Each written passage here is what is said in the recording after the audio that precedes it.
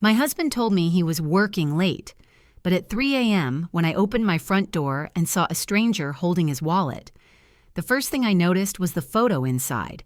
It wasn't mine. It was a picture of a younger woman sitting on my couch. My couch, in my house, smiling like she belonged there. The man didn't explain a thing. He just placed the wallet in my hand like he was tired of being part of someone else's mess. Then he pulled out something else, something he shouldn't have had, and set it right on my doorstep. A key. My husband's spare key. The one he kept hidden from me. My throat tightened, not from fear, but from that cold, clean clarity that hits a woman my age when she realizes a man has been using her loyalty as a shield. That's when I opened the wallet fully and found a receipt, 2 dinners, 1 motel room, paid in cash, signed under a fake name, but with my husband's handwriting. My fingers shook, not from heartbreak, but from the insult of it, the stupidity of it, the nerve of a man who thought at 50 I'd be too tired, too soft, too worn down to notice a betrayal sitting in my own living room. The stranger whispered, "Ma'am, you need to see the back." I turned the receipt over and froze. There, written in red ink, was a message. "Tell her I'm done. I'll come for my things tomorrow." I didn't cry. I didn't scream. I just smiled. Small, quiet, dangerous, because tomorrow he'd learn that walking out of my life was the biggest mistake he ever made. Stay till the end. You'll see why. Before we go deeper, hit like so I know you're with me. And subscribe so you don't miss what comes next. When that man walked off my porch, leaving my husband's wallet like it was a warning, I didn't stand there frozen. Women my age don't freeze. We assess. We calculate. We remember every little wrong we let slide because we were trying to keep a family together.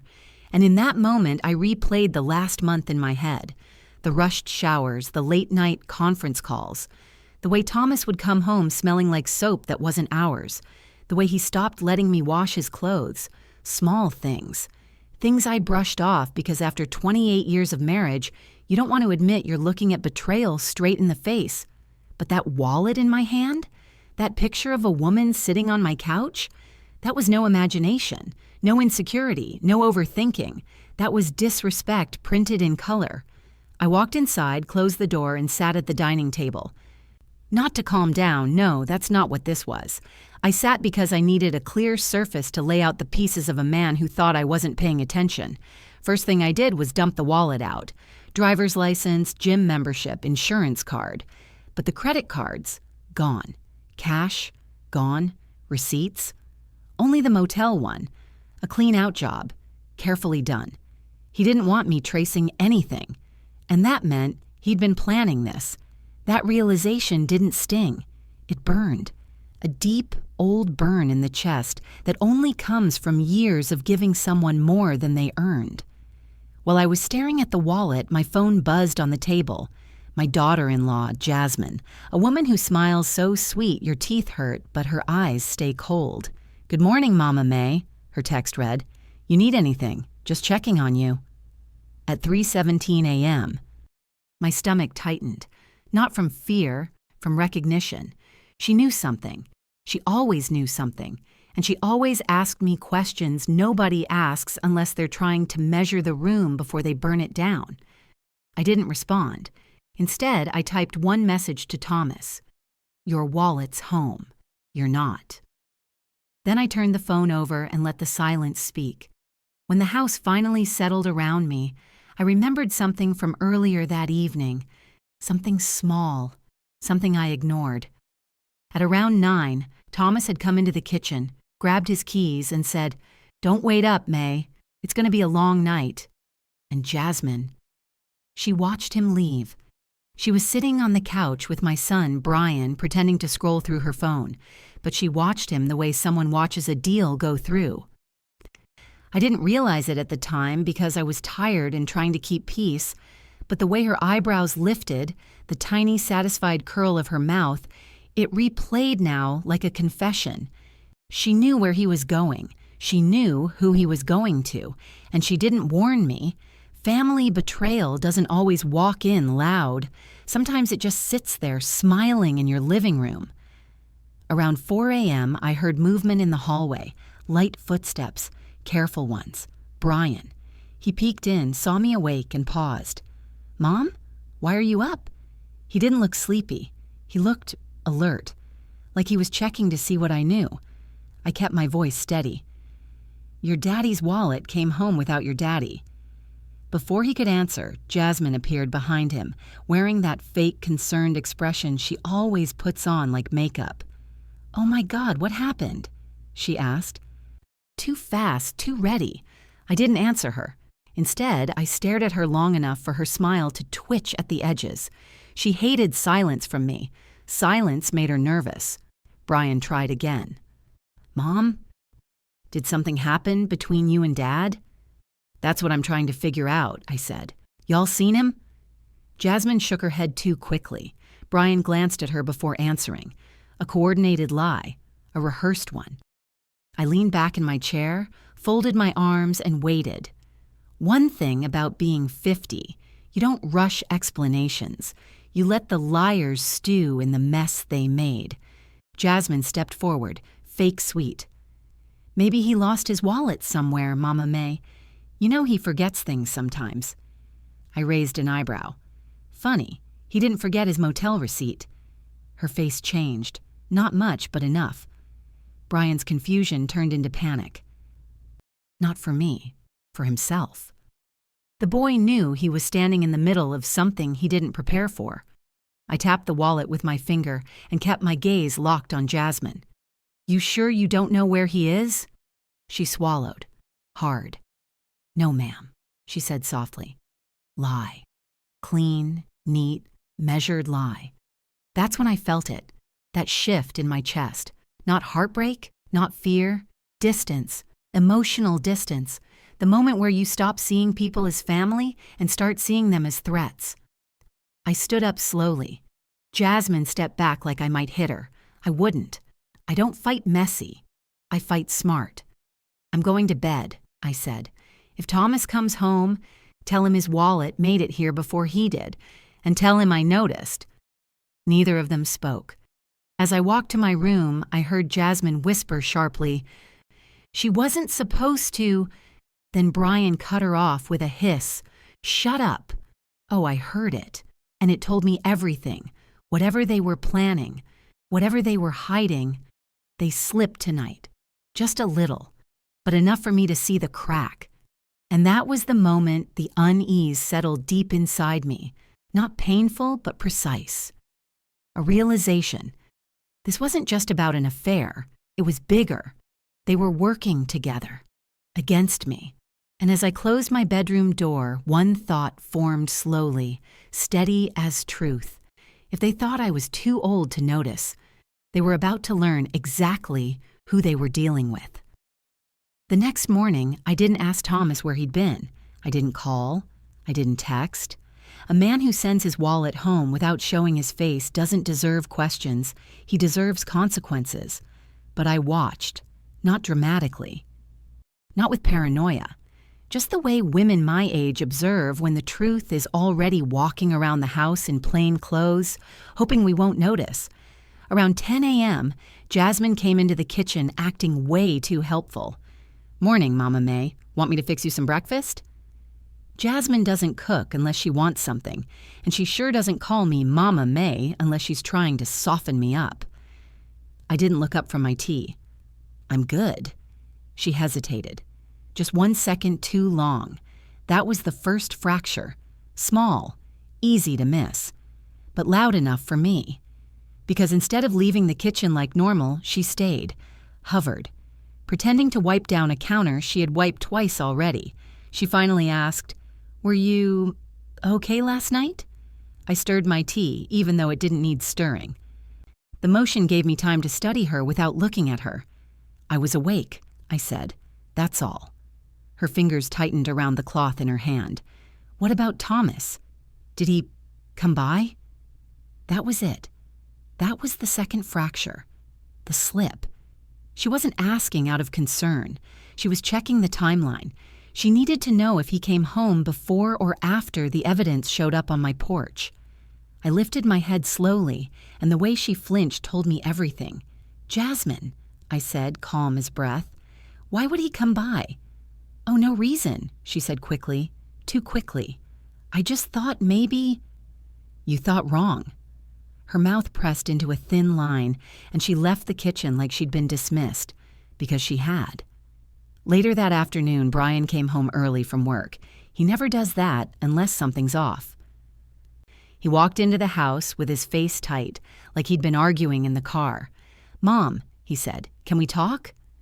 Now, normally, a mother's heart softens when her son asks that, but not that day. Not with the way he refused to meet my eyes, not with the way he threw that quick look toward Jasmine hovering in the hallway. I sat down at the table, folding my arms. "Then talk." He took a breath. "Me and Jasmine think maybe you should take it easy. You've been stressed." There it was. The beginning of the setup.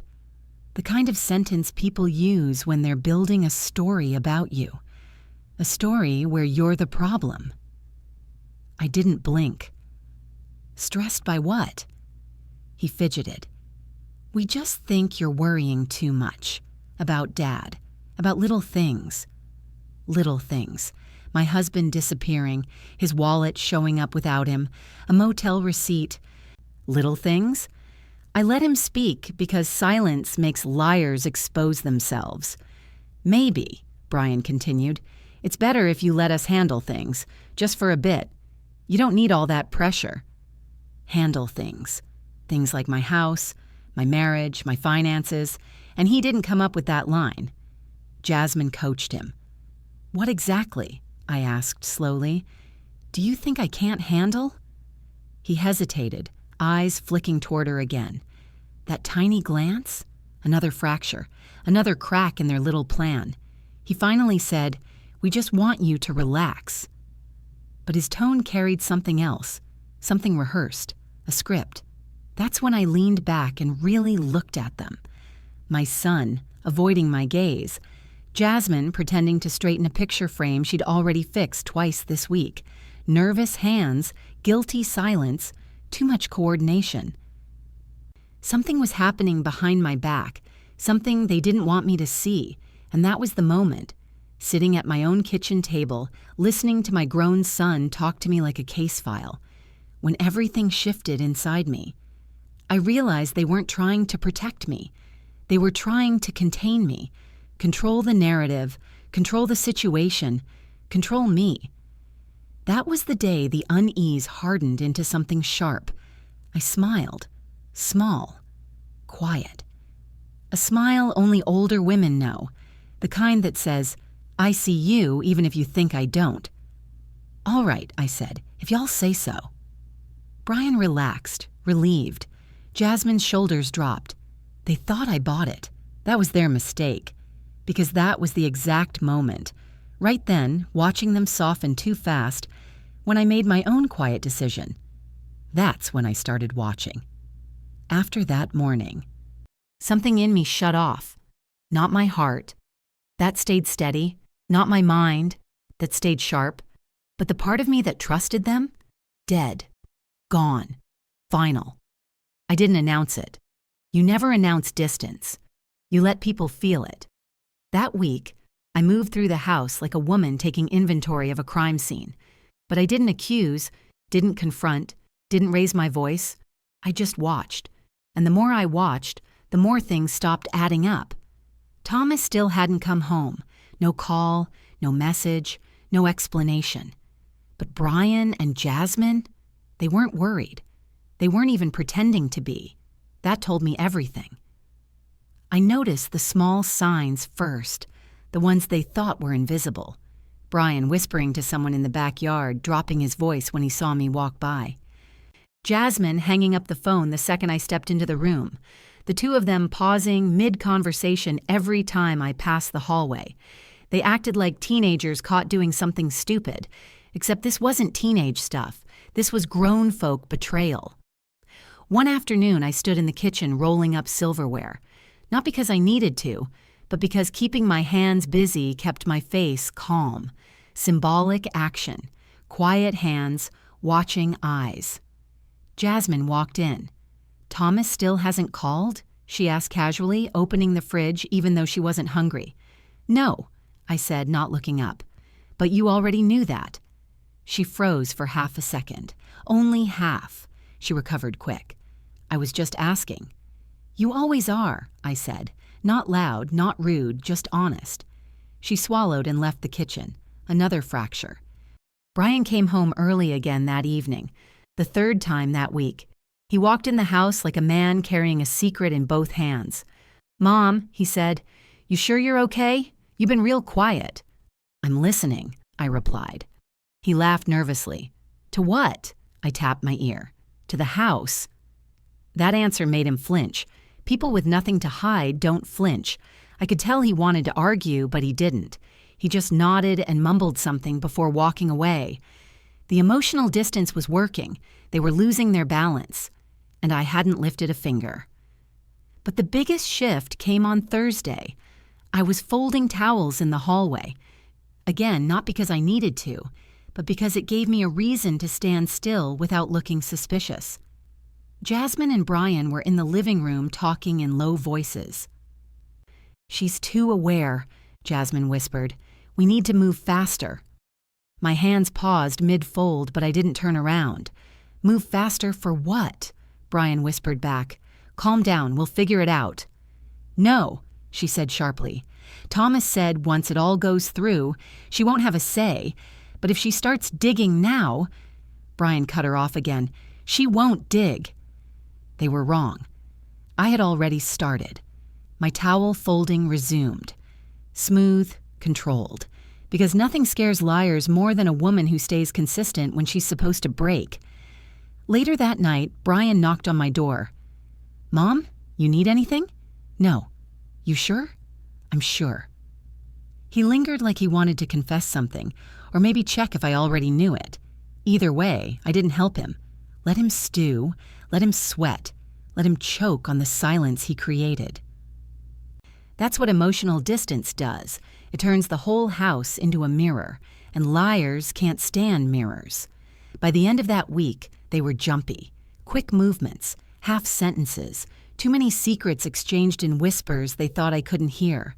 But I heard every piece, and I didn't say a word, because distance wasn't just emotional anymore. It was strategic. I didn't know exactly what they were planning, not yet, but I knew these two things. 1, it involved Thomas. 2, it involved me. And as I lay in bed staring at the ceiling, calm and steady, I made a quiet vow to myself. Before whatever they were plotting reached the finish line, I would find the truth, and they wouldn't see me coming. The major break came on a Saturday. Not because something dramatic happened, but because liars get sloppy when they think you've gone quiet. That morning, Brian and Jasmine left the house together. No explanation, no invitation, just two people moving like they had a schedule to meet. They thought I'd stay home like a good, confused mother. They were wrong. The second their car rolled down the street, I went straight into their bedroom. Not snooping, investigating. There's a difference. Snooping is curiosity. Investigating is necessity. And I found what I needed in less than 3 minutes. A manila folder inside Jasmine's vanity drawer, labeled neatly. Documents for Monday. My chest tightened, but I didn't panic. Panic is loud. I stay quiet. Inside the folder was a stack of papers. Copies, drafts, forms. At first, they looked harmless. Then I read the first one. Power of attorney. Proposed transfer. My stomach didn't drop, but my eyebrows did. They were planning to legally take control over my decisions. Financial, medical, personal, everything.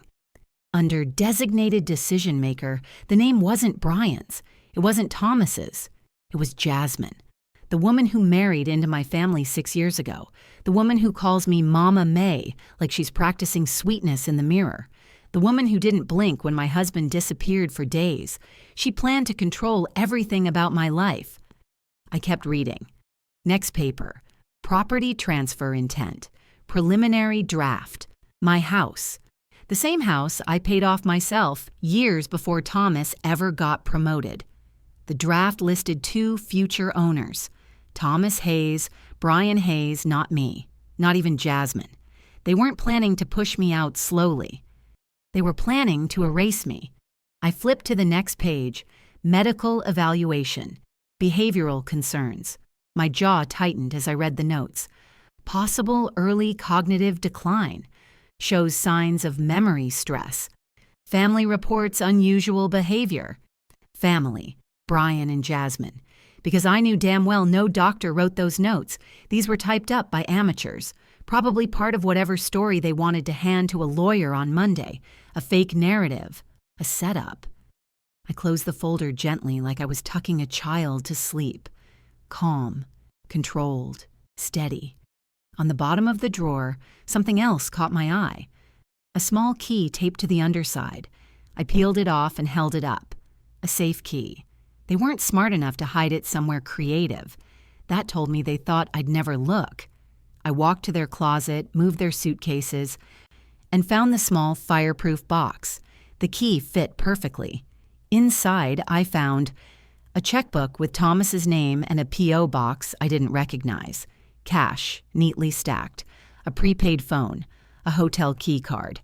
And then, the one thing that stopped my breath for half a second, a copy of my birth certificate, a copy of my passport, a copy of my social security card.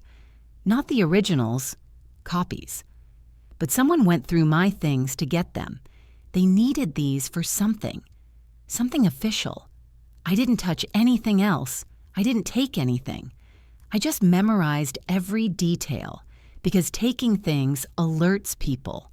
Knowing things destroys them. Around noon, I heard the front door open. Brian's voice, Jasmine's laugh. I slipped out of their room and into the kitchen, fixing myself a sandwich like my morning had been normal. They walked in, smiling too wide. "How was your morning, Mama May?" Jasmine asked. "Quiet," I said. "Yours?" She blinked too fast. Brian scratched his neck, his tell since childhood when he lies. "Oh, errands," he mumbled. "What kind?" I asked. His eyes flicked to Jasmine before he answered. "Another fracture. A big one." "Just paperwork stuff," he said. I nodded slowly, biting into my sandwich. "Paperwork," I repeated. My calm scared him. I could see it. His eyes stayed on me too long. His breathing got uneven. Jasmine stepped in. "Nothing for you to worry about." I swallowed. Funny. Y'all keep giving me things not to worry about. Silence. For a moment, Jasmine's confidence cracked. Just a tiny break. Barely there, but I saw it. Then Brian tried to shift the mood. "Mom, we were thinking maybe you should take a break from stress. Maybe let us help you handle some things." I leaned back, slow and steady. "What kind of things?" I asked. He hesitated. "My dad's absence, your finances, just stuff that might overwhelm you." Overwhelm me. They were getting bolder. Jasmine chimed in softly. "We just want to take care of you." I stared at her long enough to make her look away. "You know what?" I finally said. "That sounds real thoughtful." Her eyes lit up. Too quickly. "But," I continued, "I prefer to handle my own life." Brian's jaw clenched. Jasmine swallowed hard. They realized I wasn't folding. That wasn't the end of the incident. That evening, when I took out the trash, I saw something tucked under the bin. An envelope. No name. No writing. Inside was a printed screenshot of a bank account I didn't recognize. It was in Thomas's name. Money moving in and out in strange amounts. And the last deposit? $7,500 from my savings account moved without my permission. I stood there quietly, holding the paper. My marriage wasn't cracking. My family wasn't cracking. It was already broken. And as I slipped the paper into my pocket, my mind shifted into a place no one wanted me to go. Revenge wasn't optional now. It was necessary. I made one silent vow right there. Before Monday comes, I'll know everything. And when I strike, they won't stand back up. By Sunday morning, the house felt different. Not colder, not tense, just watched. Not because I was paranoid, because their behavior told on them. Brian kept peeking around corners like he expected me to confront him. Jasmine kept pretending to be busy, walking back and forth with the same laundry basket she never actually washed. They were nervous. Good. People make mistakes when they're nervous. I spent the early part of the day acting normal, cleaning the table, sorting mail, moving around the house like a woman who had no idea her own family was trying to erase her. But inside, I was cataloging everything. At noon, something small but important happened. Thomas called Brian, not me, not the house phone, his son. Brian stepped outside to answer, thinking I couldn't hear. He forgot the kitchen window was open. I didn't move. I just listened. Yeah, Dad, Monday. She doesn't know. Just stick to the plan. My jaw tightened, but my face didn't change. Stick to the plan. A plan that involved stealing my identity, my property, my safety, and my dignity. Jasmine stepped outside to join him, her voice lowered but not enough. She's calmer today. I think she's buying it. She better, Brian muttered. We're too close. Too close to what? I didn't need to know the full picture yet. The pieces were already forming the outline of a motive. After they came back inside, I pretended to be wiping down the stove. Jasmine smiled. Too wide. Too bright. Mama May, we're thinking of ordering takeout tonight. Treat you to dinner. Treat me. My mouth almost curved at the irony. Sure, I said. Go ahead. They relaxed. Again, too quickly. They underestimated me. Again. 3 minutes later, while they argued quietly about what to order, I slipped into their room with one goal. Find the prepaid phone I saw in the safe. I didn't want the phone. I wanted the messages. And I found them. Not on the phone, but in Jasmine's purse, zipped inside a smaller pouch. The phone wasn't locked. I opened the messages. The first one nearly made me laugh. Thomas. She's clueless. Monday we finish everything. Clueless. That word always amuses me. People assume silence means stupidity. Another message. Thomas. Make sure she doesn't go to the bank. She can't find the transfers. So Jasmine had been keeping me busy, distracting me with fake sweetness. Then one more message. This one newer. Thomas. Get her papers ready. I'll sign Monday. After that, she's on her own. On her own, as if they weren't the ones throwing me there. I slipped the phone back exactly where it was. I don't steal evidence. I let people keep the rope they're planning to hang themselves with. But the real twist came later that night. Around 8 p.m., I heard a soft knock at the back door. Not the front, the back.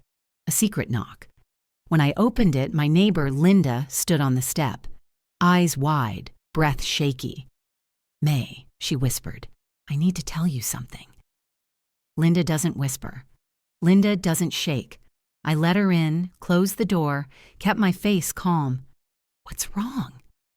She hesitated like she wasn't sure she should talk, until she glanced toward the hallway. I saw Thomas, she said softly. Twice, both times with that girl. She didn't mean Jasmine. She meant the young woman from the picture. But that's not all, Linda continued. Last week, he asked my husband if he knew a lawyer who specializes in removing problematic spouses. Those were his words. My fingers curled against the counter, not in fear, in confirmation. Everything I suspected. Validated. He said, Linda added, voice even lower, that things would be easier once you were out of the picture, and he wasn't talking about divorce. I stood there, still as glass. Linda touched my arm gently. May, whatever's going on, be careful. I gave a small nod, the only reaction I allowed myself. Thank you, Linda. She left quickly, like she didn't want to be caught. When the door clicked shut, I exhaled slowly. Micro twist 1. Thomas was willing to go beyond legality. Micro twist 2. My neighbors heard enough to testify. Micro twist 3. Jasmine wasn't just helping, she was managing the plan. And now, I wasn't just dealing with betrayal, I was dealing with danger, real danger. But I also had something more important, a foundation, facts, witness, documents, proof, their own words, their timeline.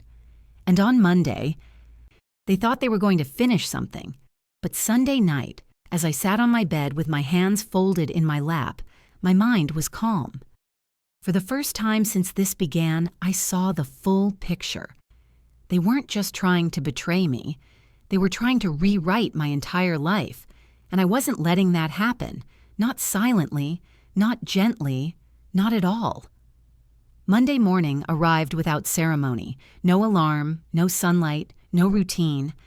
But I woke up with the kind of clarity you only get when betrayal stops being emotional and becomes strategic. I got dressed slowly, deliberately. Neutral clothes, neutral face, neutral tone. The house was already awake. I could hear Brian and Jasmine whispering in the kitchen. And by whispering, I mean rehearsing. People who plan wrongdoings always rehearse. I stepped into the hallway just enough to listen. Brian, Dad said be there by 10. The lawyer won't wait. Jasmine, as long as she signs the papers. You distract her, I'll bring them out. Distract, bring them out. Papers. They weren't even hiding it anymore because they believed I was passive, predictable, weak. Let them believe it a few minutes longer. I walked into the kitchen with a steady stride.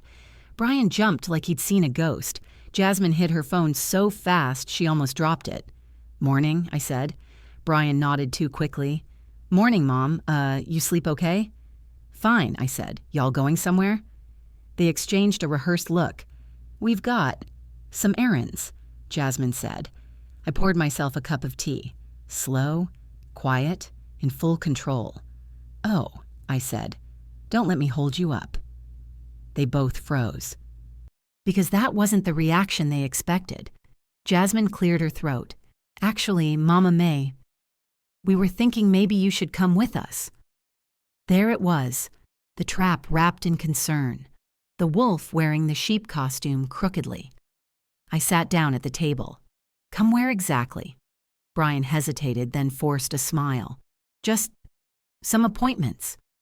Appointments, plural. They needed me in specific rooms with specific people to execute their plan. I stirred my tea with slow circles, watching the color swirl. How long these appointments gonna take? I asked. Jasmine stepped in, voice soft and sugary. Oh, not long. We'll be home before you know it. I rested the spoon on the table. Well then, I said, let's go. Both their faces shifted, relief mixed with nerves. They thought they won. Brian grabbed his keys. Jasmine grabbed her folder. The same folder I went through yesterday, but they didn't know that. The car ride in the car. The tension was so thick it felt like the seatbelts were holding lies instead of people. Brian kept glancing at me in the rearview mirror, testing my expression.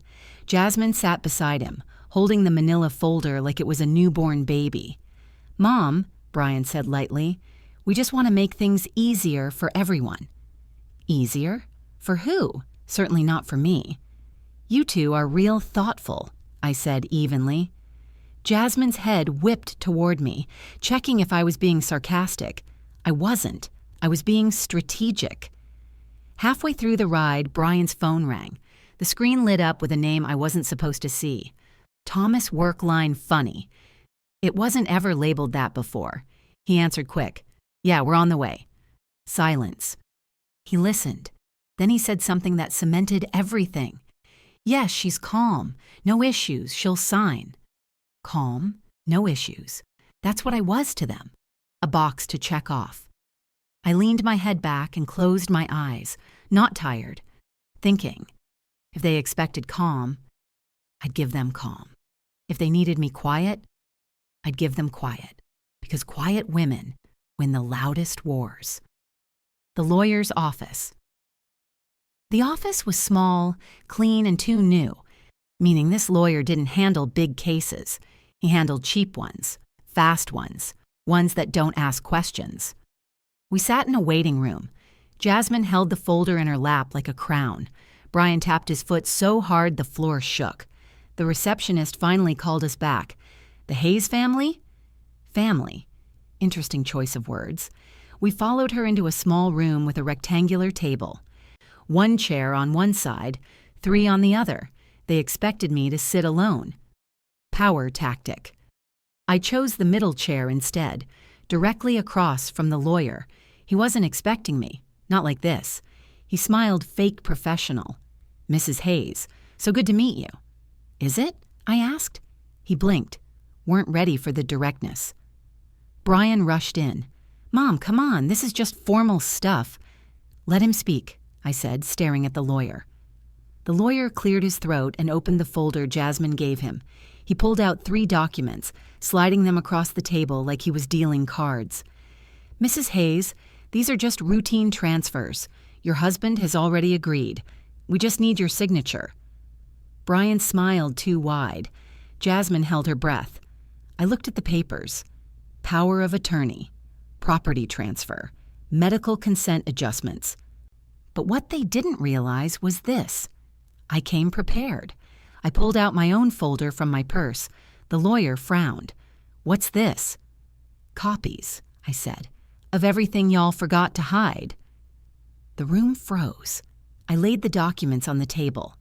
The fake medical notes, the bank screenshot, the messages from Thomas, a written statement from Linda. Jasmine sucked in a breath. Brian went pale. The lawyer's eyes widened. I leaned in, voice steady. You want power of attorney? Over me? Ain't happening. I pointed to the bank paper. You want my house? Not on your best day. I tapped the medical notes. You want to paint me unstable? You should have used a real doctor. Then I slid Linda's written statement forward. And this is your biggest problem. Brian whispered. Mom, shut your mouth, I said quietly. He closed it immediately.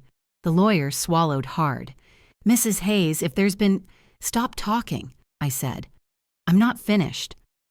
I turned to Brian and Jasmine. You thought I was blind. You thought I was weak. You thought I'd sign whatever paper you put in front of me. I leaned back, hands folded. You forgot I'm your mother, and I don't miss a damn thing. Jasmine's eyes filled with panic. Brian started shaking his leg uncontrollably. Then the real dagger. I pulled out a small voice recorder. Not dramatic, not large, a simple, cheap device. I pressed play. Brian's voice filled the room. She won't dig. She's too stressed. Jasmine's voice followed. Good. Once she signs everything, she's done. Then Thomas. Just make sure she doesn't see the bank transfers. After Monday, we move her out. The lawyer's face sank. Jasmine grabbed Brian's arm.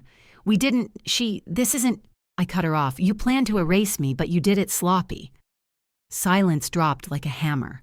Then I said the final line. Now it's my turn. The room went dead quiet after I said, now it's my turn.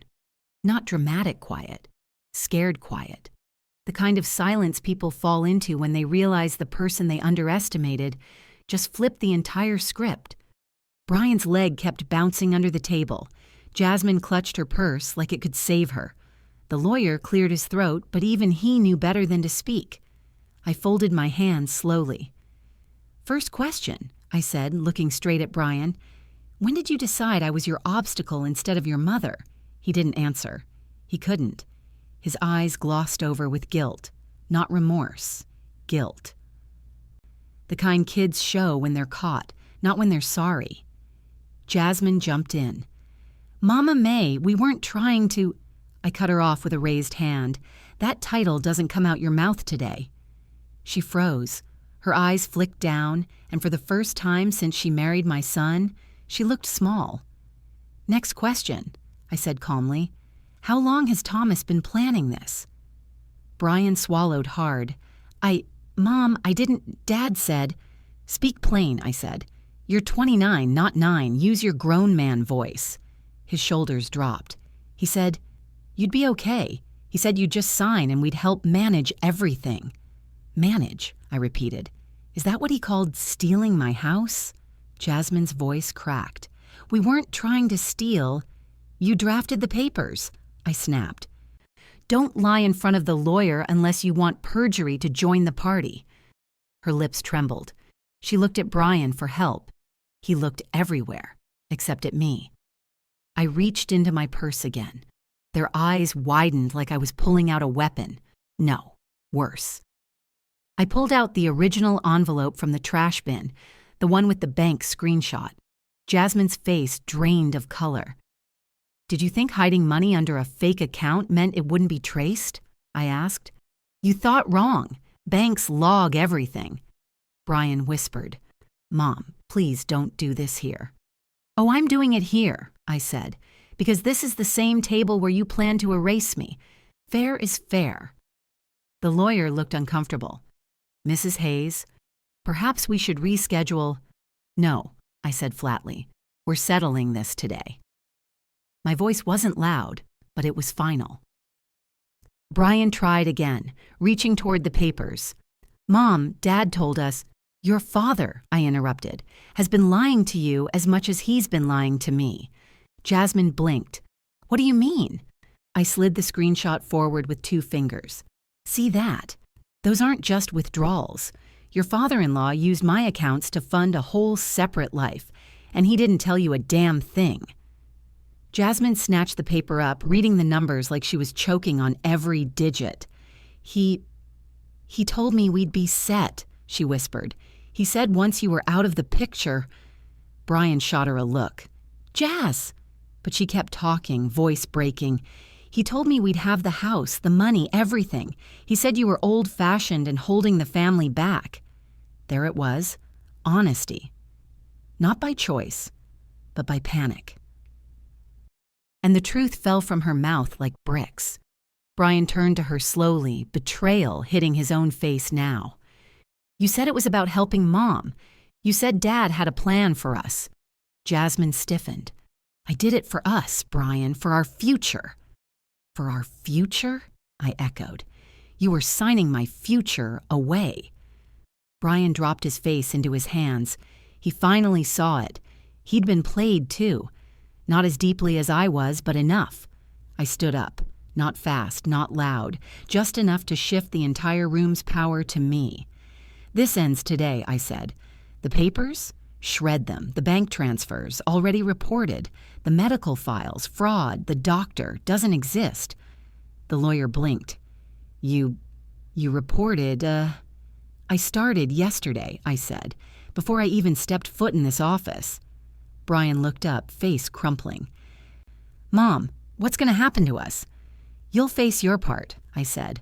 All of it. But I'm not the one who needs to worry first. Jasmine swallowed hard. Thomas, I repeated, is meeting consequences he spent months building.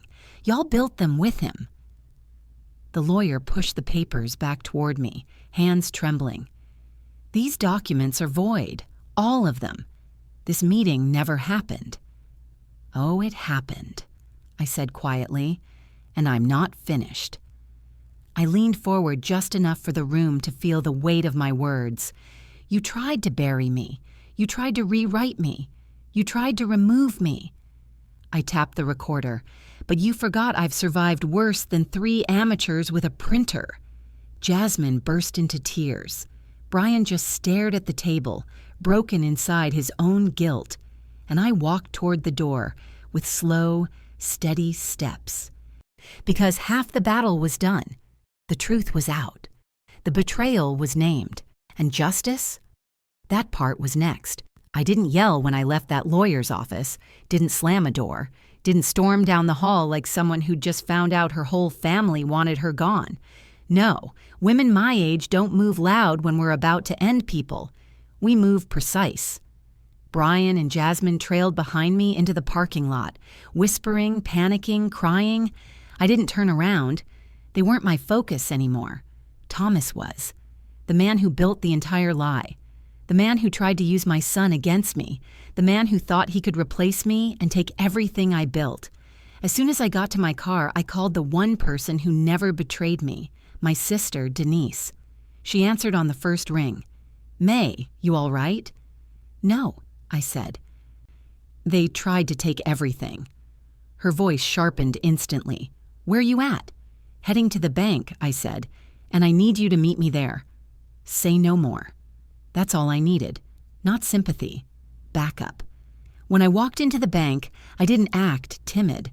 I walked like a woman who knew exactly what she came for. Good morning, I said to the teller. I need to speak with the branch manager. When you say it with enough authority, people don't question it. The manager came quickly. Mrs. Hayes, what can I help you with? I slid the printed screenshot across the desk. I want full account access, full transaction history, and fraud paperwork. His eyebrows lifted, but he didn't argue. Yes, ma'am, right away. While he pulled files, Denise walked in, purse swinging, eyes sharp. Who do I need to cuss out first? She asked. Not yet, I said. Let's get the truth printed on paper. Within minutes, the manager handed me a thick packet. Every transfer traced, every withdrawal time-stamped, every deposit connected to that P.O. box Thomas used. Then the manager leaned in. Mrs. Hayes, these transfers are illegal. They were done without your authorization. If you'd like to file a claim, start it, I said. Now.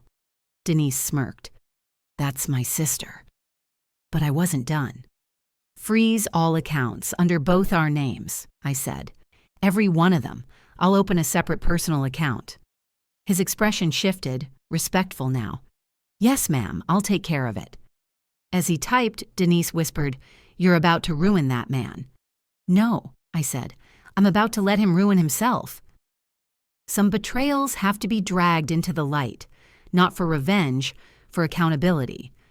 And Thomas picked the wrong Monday to try me. He was sitting inside the diner 2 blocks away. I saw his truck parked outside. Same spot he always used for his late nights. Denise and I walked in together. He looked up from his booth and froze. His face drained like the guilt got pulled out through his pores. He didn't smile, didn't speak, didn't blink. He knew. Good. I walked straight to his table. Morning, Thomas. He swallowed. May, listen. I can explain. Don't bother, I said. I already know everything. His eyes darted around the room, realizing people were listening. Good. Let them. May, please. You stole from me. You forged paperwork. You tried to make me look unstable. You involved my son, and you brought another woman into my home. His mouth opened, but nothing came out. I placed the bank packet on the table. Fraud case has already started, I said. Your accounts are frozen. His face twisted. You froze our accounts, I corrected. And since you like signing things behind my back, you'll enjoy signing subpoenas when they come. A whisper rippled through the diner. He tried to stand. I pushed the papers toward him. Sit down. I'm not done. He sat. People always sit when a woman with truth stands in front of them. You planned to erase me, I said quietly. But you didn't realize I don't break easy, Thomas. You should have known that after 28 years. He looked away, jaw shaking. I leaned closer. You betrayed the wrong woman, and you're about to find out the hard way, he whispered. May, please, don't do this. I straightened up. Oh, I'm not doing anything to you. I'm just letting every decision you made fall right where you left it. Then even more calmly, you're on your own now, and I hope that motel room keeps you warm in the winter. Denise clapped once. The entire diner went silent. I didn't wait for him to respond. I turned and walked out. Justice isn't always loud. Sometimes it's the quiet exit that hits the hardest. When I got home, Brian and Jasmine were sitting on the couch, pale, restless, waiting. Brian stood. Mom, what's going to happen to Dad? I put my purse down. That's between him and the law. Jasmine swallowed. And us? You, I said evenly, are going to deal with the consequences of your choices, just like he is. Brian's eyes filled with tears. I'm sorry, Mom. I swear. I didn't know how far it went. I nodded once. You're my son, Brian. I don't hate you. But you will earn my trust back. Slowly." He cried then, real tears, not rehearsed ones. Jasmine sat stiff, silent, ashamed. "And you," I said to her, "will stay out of my affairs completely." She nodded fast. "Yes, ma'am." I didn't need revenge anymore. I already had justice. I didn't destroy them. I just stopped letting them destroy me. That was enough. The house was strangely calm the days after everything broke open, not peaceful. Peace takes time, but quiet in a way that showed everybody finally understood their place. Thomas didn't come home, not once. He called Brian twice, then stopped calling when he realized I froze everything he depended on. When a grown man loses access to the money he stole, reality humbles him fast. Brian stayed in his room most days, not hiding, processing. Guilt hits differently when you realize you helped build a knife that nearly cut your own mother. On the third day, he finally came to my doorway. "Mom," he said softly, "can I sit?" "Yes," I said, not moving from my chair. He sat across from me, eyes red. "I don't want to lose you," he whispered. "I know I messed up. I let Jasmine, I let Dad convince me you needed help. I should have asked you. I should have listened." I looked at him long enough for him to feel it. "You didn't protect me," I said, "but you can learn from it." He nodded hard. "I will." "And trust," I added, "earned slow." "I know," he whispered. He didn't ask for forgiveness. He asked for a chance. There's a difference. Then came Jasmine. She approached me like she was walking toward a judge. "May, I know saying sorry isn't enough," she started, "but I was wrong. All the way wrong. I wanted control over a house that wasn't mine, a life that wasn't mine. And I thought, if I just followed Thomas, I'd get security." "Security don't come from stealing," I said. She nodded, tears gathering. "I understand that now. I don't expect to stay here long. I hope you know I regret what I did." I didn't hug her, didn't soften. Regret is good. It means she finally saw the mirror. "You won't be in my business," I said, "and you won't speak for me. Those days are done." "Yes, ma'am," she whispered. She meant it. Fear changes some folks. Truth changes others. Jasmine had been hit with both. The biggest change wasn't in them. It was in me.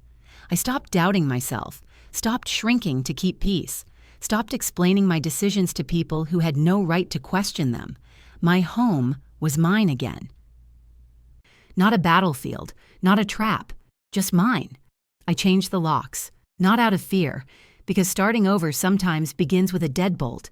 I updated every account, every password, every point of vulnerability they tried to exploit. I didn't brag, didn't post, didn't broadcast. Quiet women rebuild silently and appear stronger by accident. One afternoon, I made myself a cup of tea. Real tea this time, not the symbolic kind I used while watching them lie. Holding that cup felt like closure, a reminder of the old me, with a stronger foundation underneath. And as I sat at the table, Brian walked in and asked, "Mom, can we cook dinner together, like we used to?" I nodded once. Small mending, slow steps, exactly how trust should be rebuilt. I didn't hear from Thomas for weeks, but that wasn't my grief to carry. That was his consequence. One evening, I locked up the house, washed my cup, and breathed steady. Not victorious, not bitter, just free. Because justice wasn't about punishing them. It was about reclaiming myself. And I did. Quietly. Powerfully. Completely. 5 years passed quicker than I expected. People think time heals you. It doesn't. You heal you, and time just gives you room to do it. Brian and I rebuilt our relationship brick by brick. Not perfect, but strong in a new way. He learned to think with his own mind instead of following other people's voices. He shows up now, honest, steady, present. Jasmine. She grew up, Life humbled her in ways I didn't have to. She apologized again. Real tears this time, not survival tears. She earned her way back into the family, one action at a time. And now? She calls me for advice instead of control.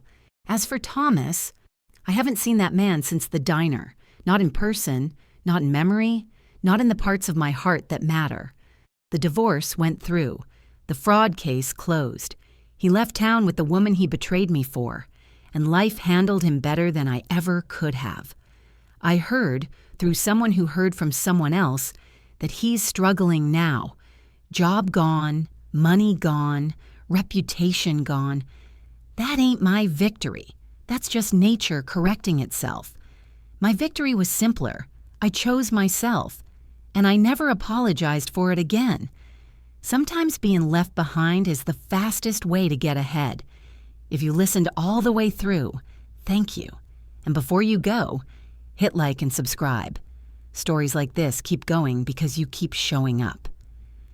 Tell me in the comments, what would you have done in my place?